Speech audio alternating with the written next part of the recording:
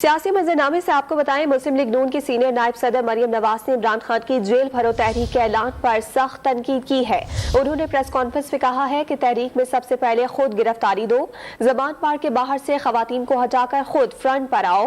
मुल्क में इंसाफ का दोहरा मयार अब नहीं चल सकेगा। मरियम नवाज ने कहा कि आप टीवी पर बैठकर झूठ बोलें, लोगों को धमकी दें और ये समझ लें कि बच जाएंगे, ऐसा नहीं हो सकता। करिए कि वो जेलें भरे आके, और बिस्मिल्लाह जो है वो ज़मान पाक से होनी चाहिए।